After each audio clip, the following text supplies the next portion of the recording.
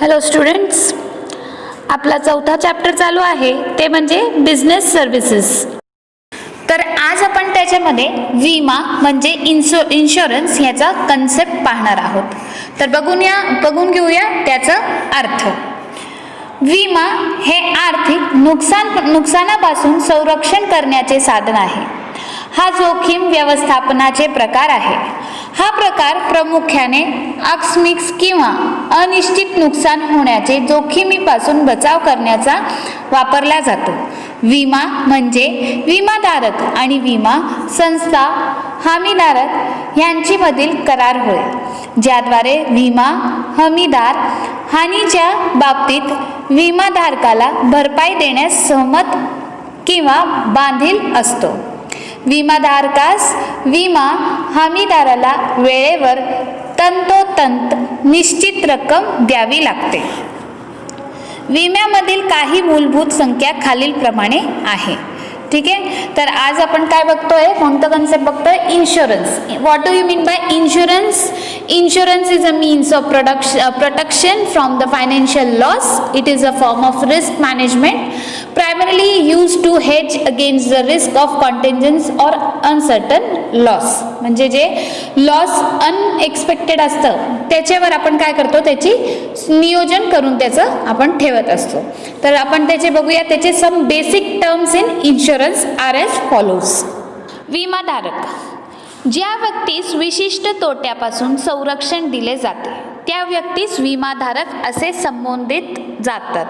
जीवन विम्याच्या बाबतीत सदर व्यक्ती अविशेषित म्हणून ओळखले जातात. विमा हमीदार, विमाधारकास तोटा झाल्यास नुकसान भरपाई देणाऱ्या संस्थेस विमा हमीदार संबोधतात. जीवन विमा कराराच्या बाबतीत सदर संस्थेस आश्वासक असे संबोधतात. ठीक आहे, आता विमा हमीदार म्हणजे insured and insurer. The person who is protected against the certain losses insured is known as assured in the case of life insurance contracts. He is the policy holder. Whereas insurers, the firm or a person who agrees to compensate the insured against losses for a consideration. Insurer is known as the assurer in the case of life insurance contracts because he is bound to get the sum of assured on maturity of the policy, or nominee will get the sum assured on the death of the policy holder. ठीक आहे, तर हे आपलं concept clear झालं. इन्शुर्ड कोण आहे, insurer कोण आहे? इन्शुर्ड हा व्यक्ती आहे की जे आपल्याला आपले लॉसच्या अगेन्स्ट प्रोटेक्ट करतो, आणि insured is known as assured a case of life insurance. Whereas insurer कोण असतं? इन्शुरर म्हणजे फर्म जे आपल्याला ह्या कॉम्पन्सेशन भरून देत आहेत त्याला म्हणतात इन्शुरर. आता प्रीमियम कशाला म्हणतायत ते बघूया. The consideration for which the insurer agrees to insure the insured it is paid by the insured to the insurer. ठीक आहे, हे प्रीमियम कोण भरतं? For which the insurer, insurer म्हणजे firm, agrees to insured it is paid by the insured म्हणजे जे compensation ज्याला firm compensation भरून देणार आहे तो हा प्रीमियम भरणार आहे. Policy, the statement of the contract between the insured and insurer. ह्यांच्यामध्ये जे करार होतं इन्शुर्ड अँड इन्शुररमध्ये, त्याच्यामध्ये काही टर्म्स अँड कंडिशन असतात, त्याला पॉलिसी म्हणतात. आता क्लेम कशाला म्हणतात? It is a demand made by the insured to the insurer.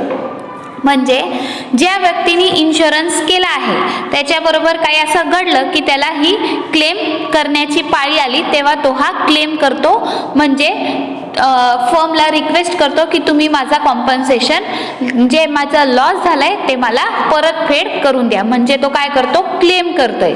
So to compensate for the loss occurred due to the mishap. Proposal. What is a proposal? It is written request by the insured to the insurance company to issue an insurance policy. हा काय करतो? Request करतो कुणाला? Insurance कंपनीला की त्याचा insurance त्याला परतफेड करावा. Subject matter, It refers to the subject to the entity that is life, property, cargo or ship. आता ज्याच्यामध्ये त्याचं नुकसान झालंय किंवा ते प्रॉपर्टी असो, कार्गो असो, शिप असो, काही असो, which is insured against which is a policy, ज्याच्या अगेन्स्ट तुम्ही पॉलिसी घेतली आहे आणि ज्याचा काही लॉस झालाय, फायर असो, फायरच्यामुळे झालं असो किंवा प्रॉपर्टीचं झालं असेल तर ते सब्जेक्ट मॅटरमध्ये ते मेन्शन करायचं आहे. ठीक आहे. पाहूया आता प्रिन्सिपल्स ऑफ इन्शुरन्स. तर पहिला तत्व आहे परमोच्च विश्वासाचे तत्व.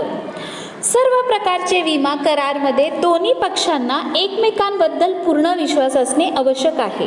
विमाधारक आणि विमा हमीदाराने सर्व भौतिक गोष्ट स्पष्टपूर्ण आणि योग्यरित्या उघड केल्या पाहिजेत.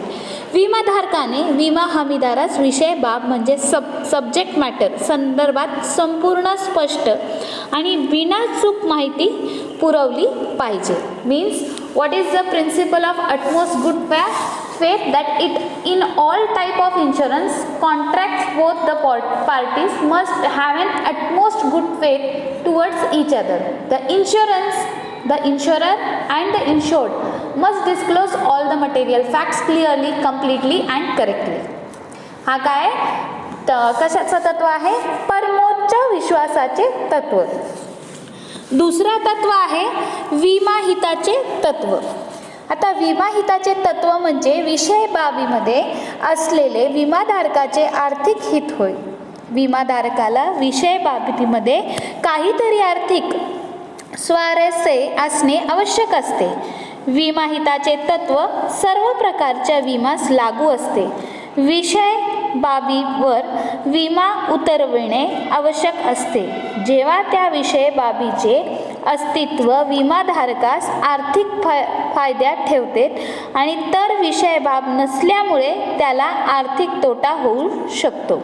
फॉर एक्झाम्पल, एखाद्या व्यक्ती संबंध स्वतःचे जीवन किंवा मालमत्ता हे विमाहित असते. व्यावसायिकाला त्याची मालमत्तेत आणि संपत्तीमध्ये विमाहित असते. ठीक आहे. तर प्रिन्सिपल ऑफ इन्शुरेबल इंटरेस्ट म्हणजे if a person has an insurable interest in his own life and property. Second thing, if a businessman has a insurable interest in the goods he deals and the property of the business. So what in life insurance, the insurable interest refers to the life insured and insurable interest must exist at the time of taking the life insurance policy. In a fire and marine insurance, the insurable interest must be present at the time of taking the policy and at the time of occurrence of the loss. म्हणजे जेव्हा ही policy कधी issue होते, जेव्हा हे loss actually occur होतो तेव्हा ही policy काय केली जाते? रिन्यूएल केली जाते. आता आपला तिसरा प्रिन्सिपल आहे म्हणजे नुकसान भरपाईचे तत्व. Principle of indemnity. नुकसान भरपाई म्हणजे विमाधारकाला अनिश्चित घटना घडण्यापूर्वी तो ताबडतोब ज्या परिस्थितीमध्ये होता त्याच आर्थिक स्थितीत ठेवण्याची हमी होय. नुकसान भरपाईचे तत्व हे अग्नी, सागरी आणि सर्वसाधारण विम्यास लागू आहे. हे तत्व जीवन विम्याला लागू नाही, कारण कोणतेही जीवनाही ही आर्थिक दृष्टिकोनातून मोजता येत नाही. विमाधारकाचे मृत्यू झाल्यास त्याचे नामनिर्देशित व्यक्तीस विमाच्या वास्तविक रक्कम अदा केली जाते. तर ह्या तत्वानुसार विमा हमीदार विमाधारकास झालेले नुकसानाची भरपाई करण्यास बांधील असतो. वास्तविक नुकसान भरपाईची रक्कम विमा राशी किंवा तोटा ह्यापैकी जे कमी असेल इतकीच मर्यादित असते. नाव फॉर एक्झाम्पल, जर 2 लाखांची मालमत्ता ही रुपये 1 लाख एवढी विमा संरक्षित असलेली आणि संपूर्ण मालमत्ता अग्नीने नष्ट झाली तर रुपये 1 लाख एवढाच भरपाईचा दावा विमाधारक करू शकतो. म्हणजे जितकी आपण डिमांड करू तितकी आपल्याला त्याची इन्शुरन्स पॉलिसी परत भेटते. ठीक आहे.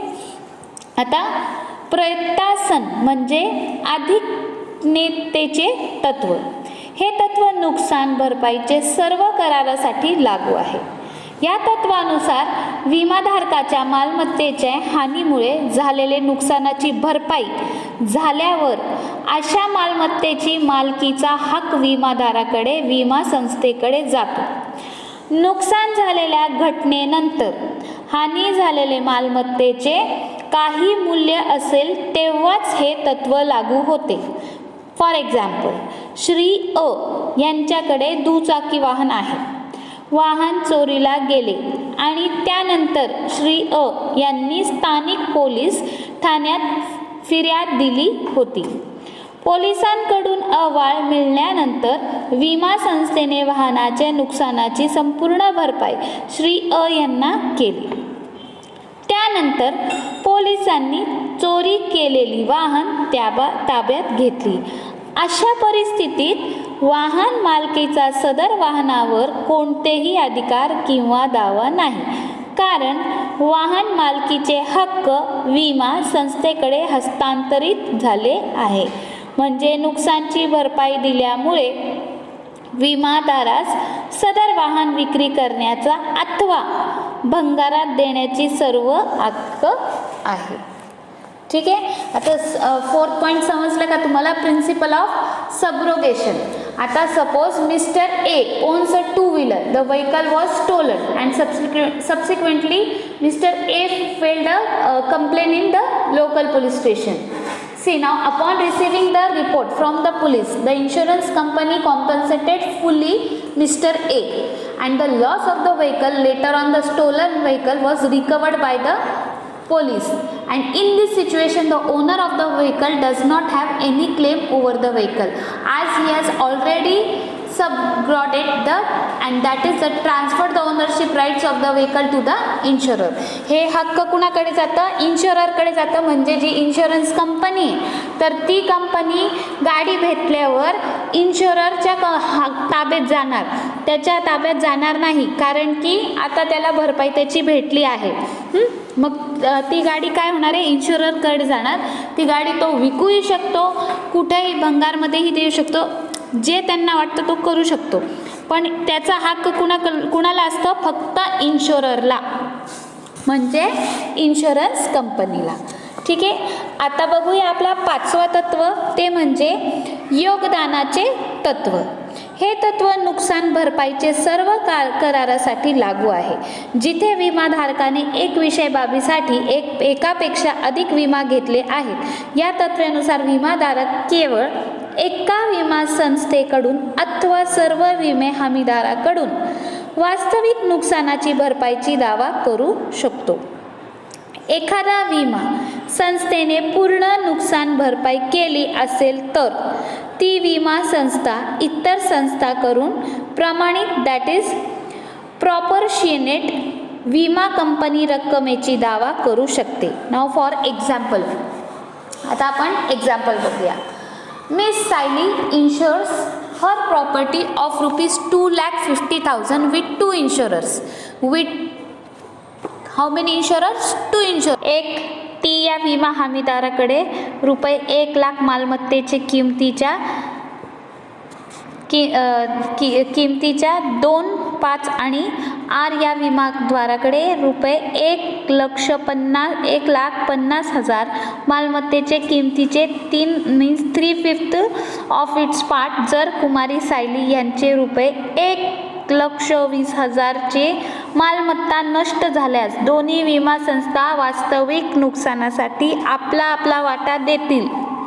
टी विमा हमीदार रुपये 48,000 तोट्याने मीन्स 2/5 आणि आर विमादार हे 72,000 तोट्याने 3/5 हा एवढे पार्ट देते. तर यांचं काय ठरलेलं असतं की यांचं लॉस हे किती रिपेमेंट करणार. योगदानाचे तत्व. आता लास्ट तत्व आहे ते म्हणजे principle of causa proxima, that is नुकसान कमी करण्याचे तत्व. अनिश्चित घटनेच्या बाबतीत विमाधारकाने मालमत्तेचे नुकसान कमी करण्यासाठी नेहमी प्रयत्न करणे आवश्यक आहे. विमाधारकाने तोटा कमी करण्यासाठी सर्व संभाव्य उपाय व पावले उचलणे आवश्यक आहे. म्हणूनच मालमत्तेचे रक्षण करणे आणि तोटा टाळणे ही विमाधारकाची जबाबदारी आहे. फॉर एक्झाम्पल, आता बघा, श्री जयंत यांच्या घराला आग लागली आहे. अशा परिस्थितीत श्री जयंत निष्क्रिय राहू शकत नाहीत आणि घराला अग्नीपासून वाचवण्यासाठी त्यांनी प्रयत्न करणे आवश्यक आहे.